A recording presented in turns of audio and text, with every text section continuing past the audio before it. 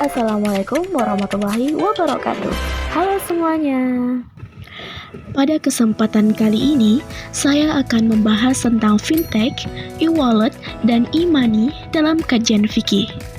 Di era sekarang, perkembangan teknologi sangat pesat, termasuk dalam bidang keuangan atau yang kita kenal dengan fintech.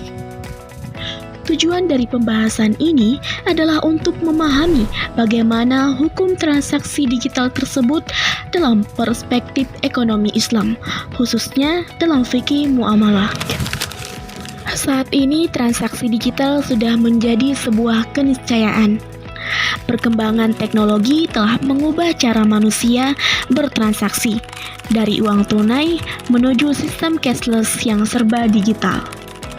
Kalau kita bandingkan dulu dan sekarang, dulu kita terbiasa menggunakan uang tunai, harus antri, dan melakukan transaksi secara langsung. Sedangkan sekarang, semuanya bisa dilakukan dengan cepat. Cukup scan QR, tap kartu, atau transfer dalam hitungan detik. Namun, muncul pertanyaan penting. Apakah semua kemudahan ini sesuai dengan hukum Islam? Nah, inilah yang akan kita kaji lebih dalam. Lalu, apa yang dimaksud dengan fintech? Fintech atau financial technology adalah inovasi yang menggabungkan layanan keuangan dengan teknologi digital. Ada 3 poin penting. Pertama, inovasi teknologi yang mengubah cara transaksi menjadi lebih modern. Kedua, aksesibilitas yang memudahkan masyarakat mengakses layanan keuangan. Ketiga, efisiensi. Transaksi jadi lebih cepat, praktis, dan aman. Meskipun sering dianggap sama, e-wallet dan e-money sebenarnya berbeda. E-wallet menyimpan saldo di server dan biasanya membutuhkan internet. Sedangkan e-money menyimpan saldo di dalam chip kartu dan bisa digunakan secara offline. Perbedaan ini penting karena dalam fikih, perbedaan mekanisme akan berpengaruh pada jenis akad yang digunakan. Dalam fikih muamalah, ada 2 akad yang sering digunakan. Pertama, qard atau pinjaman. Artinya, perjanjian pinjam-meminjam uang di mana peminjam wajib mengembalikan nilai yang sama. Tidak boleh ada tambahan keuntungan bagi pemberi pinjaman, karena itu termasuk riba. Kedua, wadiah atau titipan.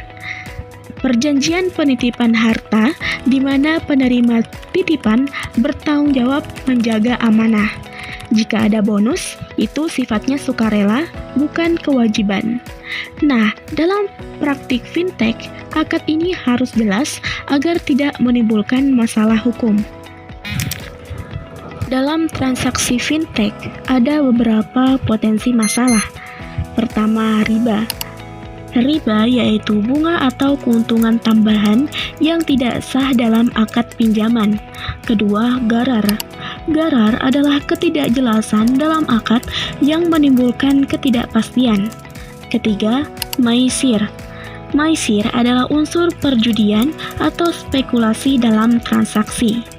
Untuk menghindari hal tersebut, solusinya sesuai dengan syariah adalah penetapan akad yang jelas dan transparan, pengawasan oleh Dewan Pengawas Syariah, kepatuhan terhadap fatwa DSN MUI, transparansi biaya dan syarat layanan. Dan harus diketahui, peran ulama dan lembaga fatwa sangat krusial dalam memastikan fintech beroperasi sesuai syariah. Selanjutnya, bagaimana dengan cashback dan diskon? Cashback diperbolehkan jika dianggap sebagai hibah atau pemberian sukarela dari penyedia layanan, bukan syarat akad yang mengikat. Sedangkan diskon juga boleh selama bersifat transparan, tidak menipu, dan tidak mengandung unsur gharar atau manipulasi harga. Jadi, selama tidak ada manipulasi, hal ini tetap halal. Kemudian, syarat utamanya adalah transparansi, tidak ada paksaan, dan tidak melanggar akad awal transaksi fintech. dan e-wallet serta e-money diperbolehkan dalam Islam dengan beberapa syarat. Pertama, akad harus jelas. Pastikan akad qard atau wadiah diterapkan dengan benar. Kedua, hindari riba. Tidak ada bunga atau keuntungan tambahan yang tidak sah. Ketiga, transparan. Semua biaya, syarat, dan ketentuan diungkapkan secara jelas.